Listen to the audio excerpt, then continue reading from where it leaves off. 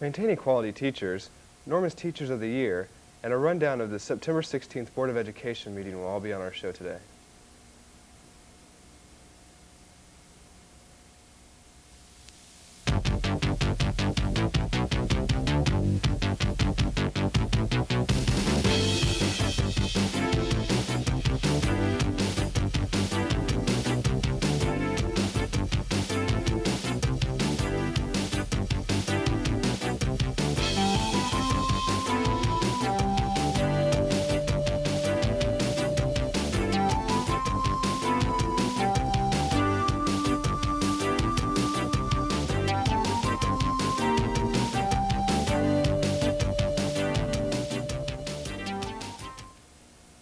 Welcome back to another edition of District Directions, a show dedicated to keeping everyone informed on the direction that the Norman Public Schools are headed. Now that you know what's in our legend, straight up ahead is Miss Connie Blaney with her district update.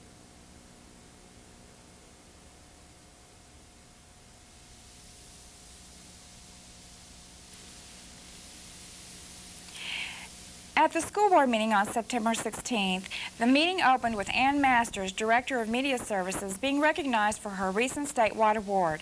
The Oklahoma Technology Administrators Association recognized Ann as the Oklahoma Outstanding Director of Technology.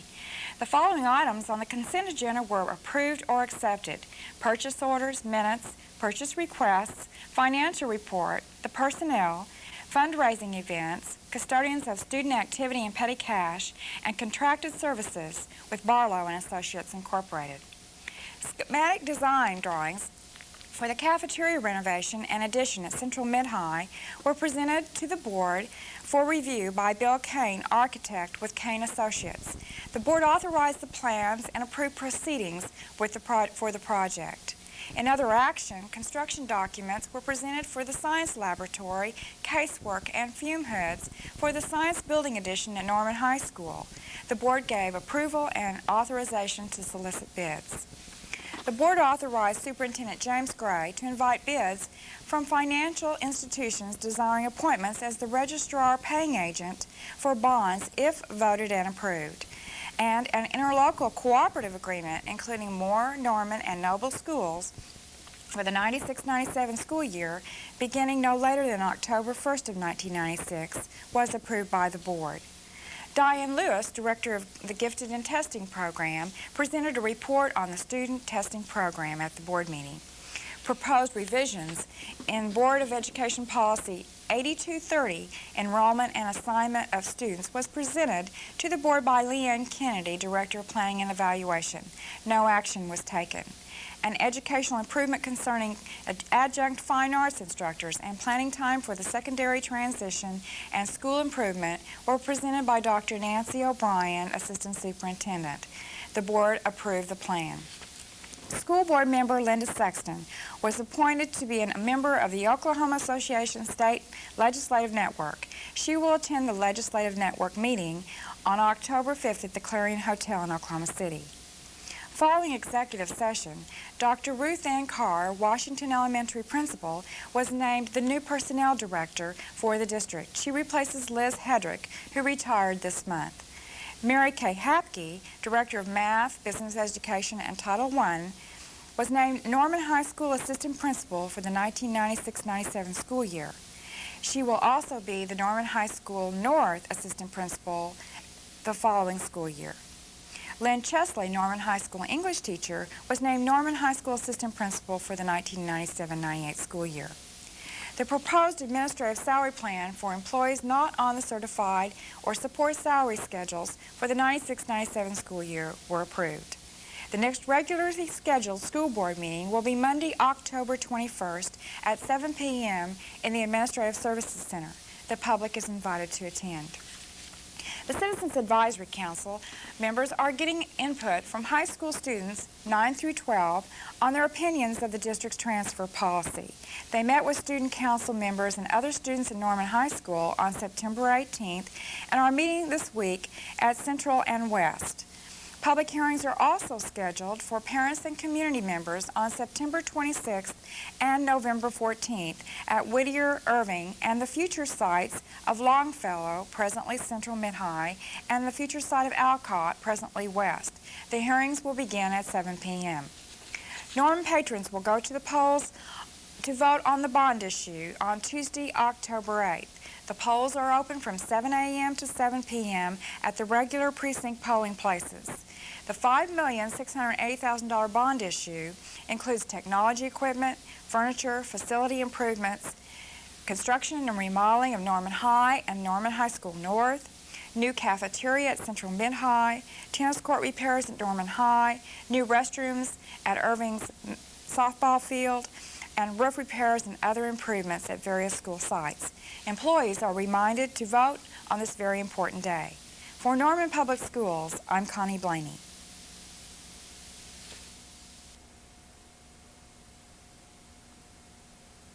Thank you, Ms. Blaney, for keeping our cardinal directions straight with your district updates.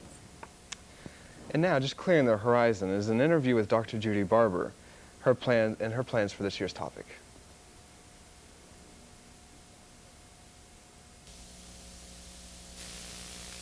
A keystone segment on the school channel has been a focus on learning, and that segment has moved to District Directions. It's the same topic, the same face, but a new name. So welcome this year, Dr. Judy Barber. Thank you, And I guess before we get into your segment, we need to explain the name change. Well, last April 6th, I remarried and I have a wonderful new husband, and so now everybody's trying to get away from Judy Ford to Judy Barber, including myself. So it's tough to do, but my maiden name was Barker, so I kind of just slur it, and it works real well. Didn't even have to change the stationery. No, Pulled that's out the old right. towels Yeah, from before. that's right. And you helped us with that transition because, as you mentioned, you got married before the school year was ended, Right. but you were Dr. Judy Ford for us for the end of the year, so we didn't have to change the graphics on the Yeah. show. You're very kind to do that. Thanks. And so be patient with us if we refer to I you to am, Dr. and Judy patient Ford. with me. Okay. As my husband's being, as I miss the name occasionally. And so welcome back Thank to you. the school channel. Thank you. And focus on learning. This has been a popular series. I particularly enjoy it because it speaks to professionals. It speaks to the educators in the district, but I've always been a little concerned or interested in the title that you chose, because learning, in my opinion, is the job of the students. Yet your segment focuses on the job that teachers do. It's a good point. I think the reason that I chose that is that truly learning is what we're all about, and that if as teachers we get tied up in teaching and forget the learning doesn't occur. You know, it's kind of like the statement about the tree falls in the forest and is there a sound? Well, I think we can do a lot of professing or what we call teaching, but if the learner does not accomplish what is set out, then I don't think we've taught. So if the student is not able to do his or her job, we haven't done ours. Right, and that sure is hard for us as teachers, Yes, it is. you know. And I suppose in all classrooms that when we do teach, we reach some learners each time, and then we have to go back to the reteaching to get the learners. But your point about that it's the student's job is absolutely correct, is that is their responsibility. And our responsibility as educators then is to facilitate that process? Yeah, I think so. You know, Linda was talking earlier about opening doors for kids, and we do set that environment around them. And then we pay attention very carefully and monitor. And if what we've planned and structured is working correctly and they're learning, then great. But if it's not, then we have to relook at it, reteach, and begin again. And there's a lot of monitoring that goes on, a lot of decision-making in teaching. Yes, not just with the teachers, but with the students and the staff and the parents and everyone involved. Right. And I know that you are going to involve those same groups in your series this year. What learning will we be focusing on? Well, there's a lot. One of the things that with the transition this year to go to 4 middle schools and 2 four-year high schools, I think we have a real opportunity to focus on education. The whole community is looking and watching and wondering and reading, and I would like to take that interest and be sure that we continue to think about learning and teaching, because it'd be pretty easy just to think about buildings and boundaries, and all those things are important. But so is the learning in the classroom, the learning that will occur at those schools next year, but we don't want to forget this year. And we have a lot of things that will happen this year in our 6 through 12 schools and in our elementary schools. And that's one thing that I want us to be sure is that during this transition time, that all of our attention doesn't go just to 6 through 12, but to our fine elementary schools. So we're going to talk about how kids learn, and we're going to talk about how we measure what they learn. We lost about $800,000 this year in gifted funds, and I've talked to Laura Boyd, Representative Boyd, to join us with our gifted director and one of our gifted parents of our gifted children. So we'll talk about what the legislature can do and can't do. Good. A little lobbying going on. A little lobbying. A special interest of mine are the groups of students and teachers in education that don't have the higher numbers. Everybody takes English 4, and that's extremely important. But everybody doesn't take VOTEC. Everybody doesn't take VOAG, and those are important courses too. And I'd like to have some of those students and teachers on so that we can look at the variety and the diversity that occurs in a 4-year high school. I would like to think that the instruction and the curriculum are some of the things that this district has already thought about. And we're good at that. We're good at learning, and so maybe as we move in the transition, we don't really need to keep thinking about it. This is a job that we already have under our belt and that we're doing. Would I be correct? You'd be absolutely wrong. I'd be wrong. Well, it wouldn't be the first time. Let me tell you why. But you are correct about that the tradition in Norman schools is rich in looking at what should be taught and how it should be taught. We have many districts that contact us for our written curriculum and so on. And we have used teacher decision-making for decades in our district. So we have a fine written curriculum. But as you know, as things change, that curriculum needs to respond to the current research. And we have learned a lot in the last 2 decades about how people learn, which means that you need to change your curriculum. The culture changes, our whole country changes. If we stayed with the same curriculum in our social studies classes, that wouldn't be appropriate. And so it's a evolving, dynamic curriculum. So yeah, we have to continue to look at it. So it's kind of a slippery question there, and as it moves around, we'll have to continue to refocus, and that's what you'll be doing for us on the school channel. So thank you for helping us You're focus welcome. on I'm learning. looking forward to it. Me too.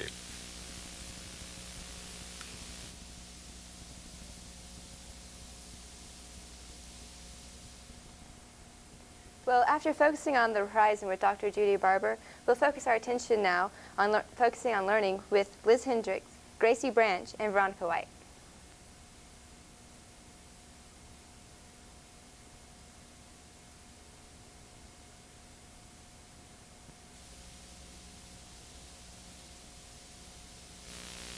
Welcome to Focus on Learning.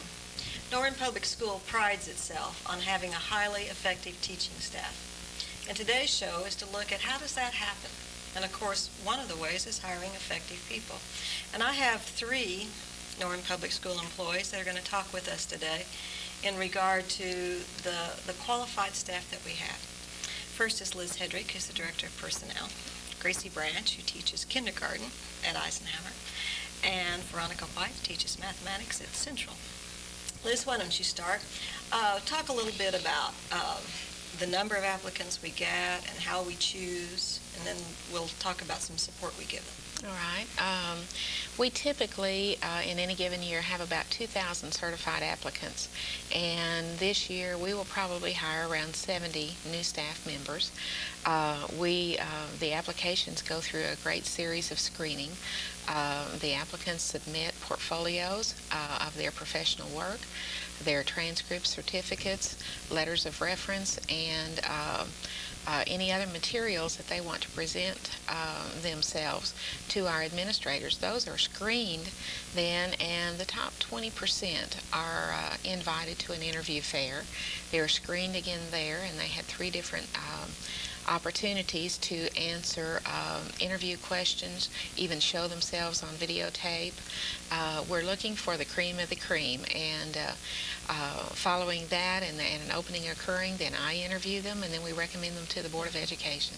We really are lucky in Norman to have the number of applicants that we have and a chance to choose the very, very best. Absolutely. Right? Veronica, you felt that way last year, didn't you? You were the very, very best? I felt very privileged to be able to work at Norman Public Schools. Mm-hmm. I think one of the things that I hear often is that, well, you just can't get a job in Norman. But as Liz said, we do hire people. And even though we get a highly qualified group in the very beginning, that support is important. Do you remember how you felt when you started last year? I was very excited to kind of have a clue of what was going on. We got to go to Teacher Induction Week, and that was very helpful just to kind of see faces and know who was there, and to just kind of know where to go and what to be a part of. So, well, let's talk about Induction Week, Liz. That was an idea of yours from, what did we start, 4 years ago? 4 years ago. We bring our new employees on, our new certified staff, whether they're everyone who's new to Norman, even if they've had 20 years teaching or being an administrator in another district. So we bring them on a week early, and we spend those 5 days setting the standards and expectations of our district. You, I, Nancy, Elaine Hale, all put together a program, and we deal with the evaluation systems of the district, the professional expectations, staff development with discipline, and talking about effective procedures and discipline. We talk about the levels, the middle school, elementary, and high school levels, and what are the unique characteristics of those children. We cover policies and procedures, but mostly we focus on teaching and effective teaching strategies that we expect and want them to use. One of the things that I like about Induction Week is that while it is redundant of the pre-service education that you've gotten, in some ways it solidifies our faculty in regard to the vocabulary that we use, the things that we think are important, and the procedures that we expect in the classrooms and so on. If you were going to pick something from way last year, Veronica, from Induction Week, what comes to your mind? I think of them treating us very special, like we were the cream of the crop, and just always welcoming us and showing us videos on effective teaching strategies and things we could do in our classrooms. So those are some of those things. Well, I know that this year's teachers felt that way too, because of at the end we always do an evaluation, and those are very positive. And just yesterday I got a letter from Judy Tate, who was one of the new teachers, and dear Dr. Barber, thank you for so much for providing the new teacher induction week before school started. It was wonderful sharing of ideas and expertise. Also, thank you for the teacher bag of goodies and the yummy nutrition breaks. Yeah, that's so great. It is a fun week. Well, that's one thing we do to support new teachers, but another is the EYT program, which includes consulting teachers. Gracie, talk a little bit about your role as a consulting teacher and what kinds of things that you do. Well, I've been a consulting teacher several times, and I always really enjoy it because I always grow as a teacher as you're helping that other person. But I think the main role is planning with that person, making sure that they know curriculum-wise what's going on at their grade level, because usually they are matched with a person at that grade level, and we try to do that.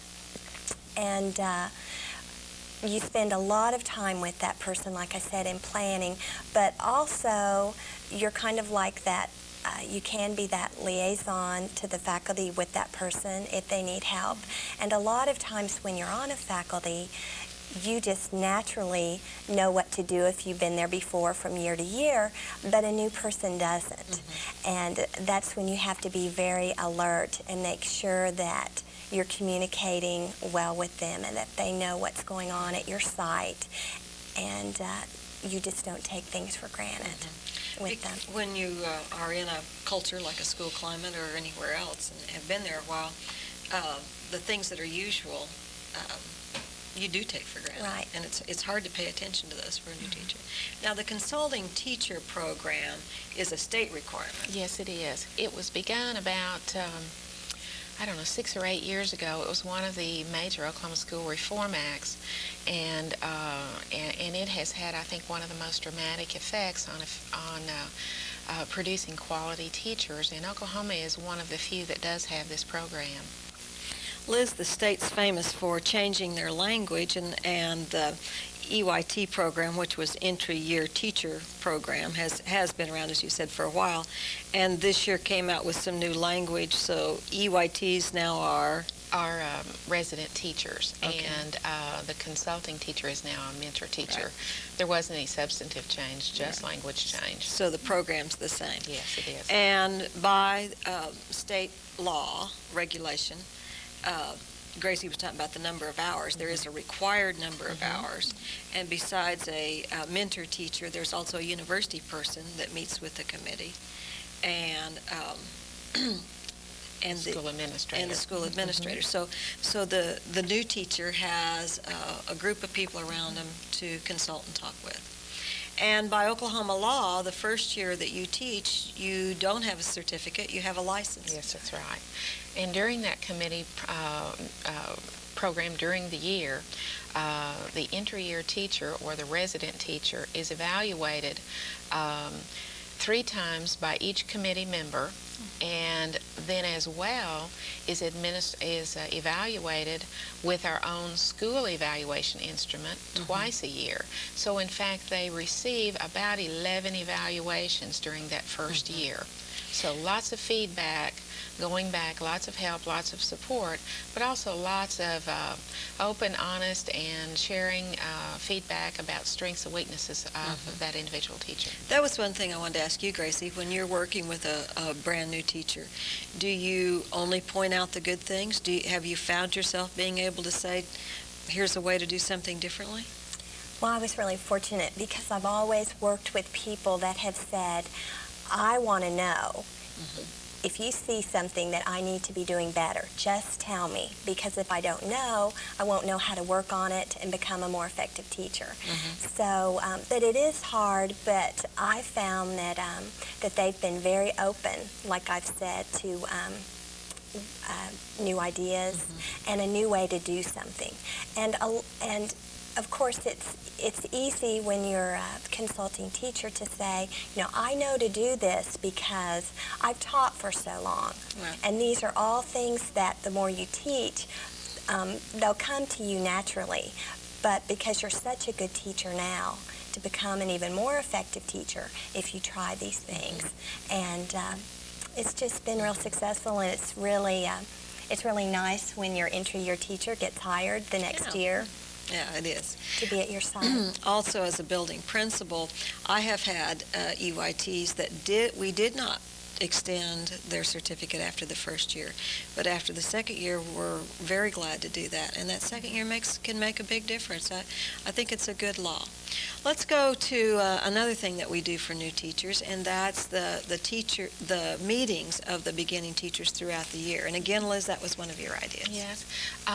About 4 or 5 years ago, I began to observe that entry-year teachers were experiencing a great deal of frustration, and they really were considering leaving the teaching profession because all of a sudden here it is real and I'm responsible for everything.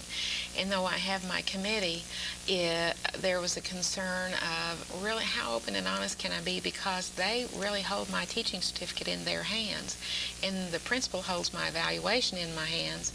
And can I really be open and honest if my evaluators can make a career decision, and can I really ask for help? So, and basically they just weren't enjoying what they were doing because they felt so frustrated and really kind of helpless. And so after a couple of them went to me and said, I want out of here. Where's Walmart? Because this is the Army I signed up for. And they needed help. They were experiencing normal frustrations and normal concerns. And so we began the resident teacher seminar program. And so once a month, completely separate and away from a building, I would meet with them. And that last year, Dr. Sally Zepeda from OU met with us. And we discussed the topics that they chose for us to discuss. Typically, every year, they're the same ones, though. It's classroom management, motivation, how to teach effectively to special education children, how to do parent conferences effectively, time management. Those kinds of issues are always wanting to be discussed. And so all the entry year, the first year teachers on a voluntary basis come and meet with us. And so we have a common theme for discussion. Do some role plays. We do videotapes. And let them watch some inexperienced teachers and talk about how we can support them, and also other strategies that they might be able to use directly back into their classroom. So that's been very successful. Usually about 75% come. We also have prizes, teaching things for prizes for them to come, and little gift certificates at our professional development center to spend there. And it becomes a very great support system. And at the end, we have a celebration, and their whole entry year committee comes. And so they celebrate that passage from entry year into career teacher path. It's really a cohort group of support of your peers, and like you said, it's voluntary. And so, Veronica, did you go to those meetings? I went to most of them, and it was a great time of being very honest and talking about how things are going in your classroom and strategies that you could have to get better. And it was great because you were with a group of people that were usually the same every week, or every time, and it was fun to get prizes all the time. Prizes were there. There's nothing like a little prize that goes along with it. Well, we find our entry teachers have so few things they've not collected over their career. And so we just try and pick things or allow them to go purchase something that will just add to their collection. I thought the ceremony at the end of the year, too, Liz briefly touched about that, but I really enjoyed that with all the entry-year teachers in the district and the administrators. It's really a satisfying feeling. Yes, it was nice closure for that program for the year. Well, Liz, I wanted to take a moment here and talk with you in regard to, there are so many ideas that we have implemented in our district to help beginning teachers. And you're our personnel director, but moving on to another job. Yes, I am. And I want to hear about that a minute. I do want to say on the air that I certainly hope that whoever follows you will follow up with the many things because of the support that teachers have gotten. But tell us a second what you're going to do. My new job is to be personnel director for Oklahoma City University. Yeah. So same kind of thing, down the road a little ways. About 17 miles is all. But as you're driving that way, I want you to know how much we will miss what you've given to our district.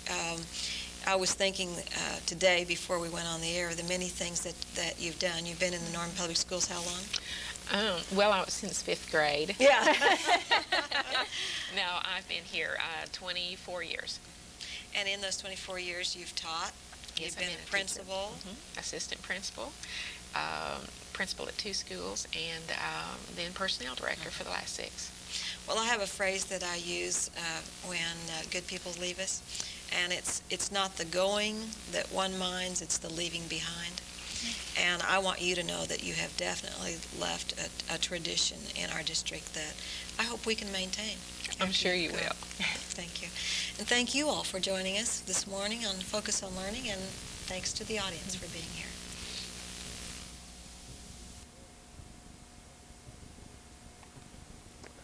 Ms. White, the cooperative teacher, who has just joined us with Dr. Judy Barber, will now be joining us on Focus with Learning with the Norman Teacher of the Year, Linda Kramer, discussing cooperative learning in the classrooms on Opening Doors.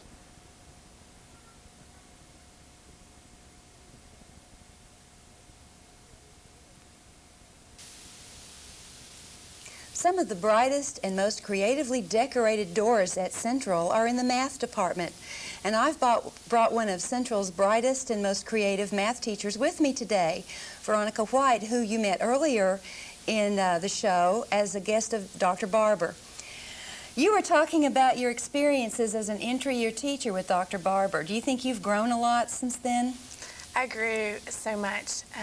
Being under Susan DeMoss, I student taught with her, and then she was my cooperating teacher last year, and I just learned so much about using creative ideas and learning styles and all that stuff, and so I just have really grown so much. How is math different now as you teach it than it was when you were taking it at Central?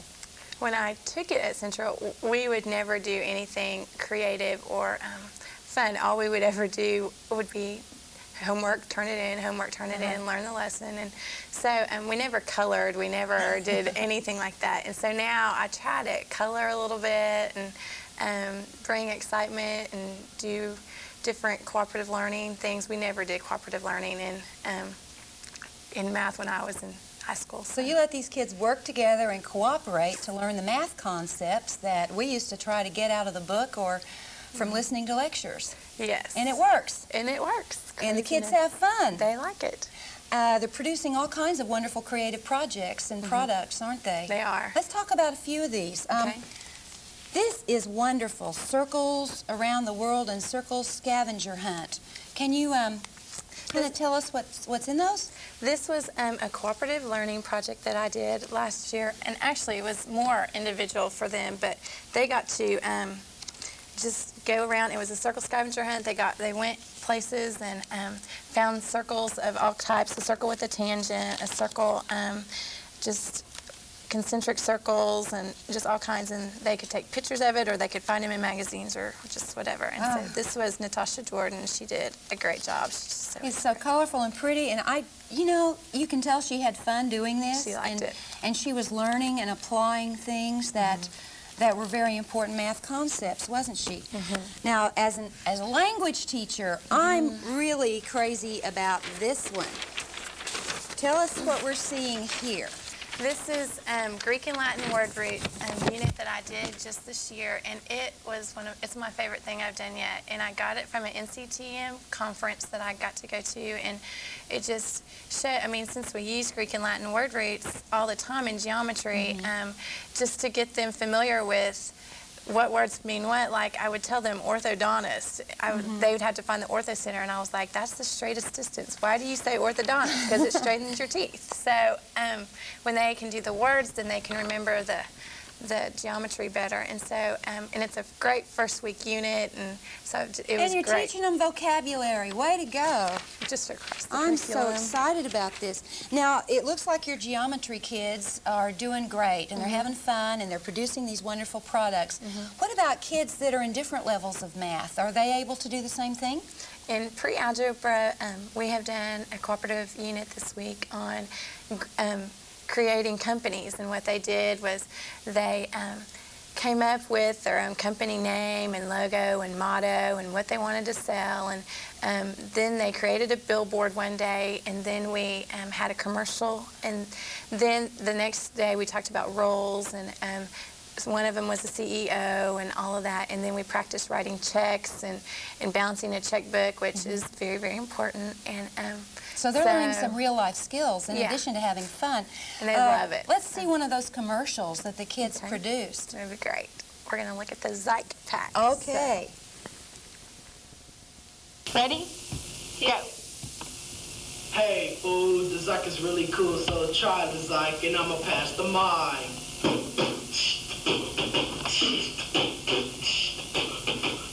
The Zyke's real fat and he got to be down fat. Yeah, I'm the big papa and I just don't stop it with the jetpack on the Zyke. So if you want to ride, just hop on inside with the jetpack on the Zyke. Yeah! Okay, let's get That looks like they had a lot of fun. Veronica, we go way back. You were my student when you were at Central the first time, and now you're my colleague. I'm really proud to work with you. And I want you to know that we appreciate all the hard work and that you're doing with the kids. Thank you. I'll see you next week on Opening Doors. Whoa, Yeah. to her.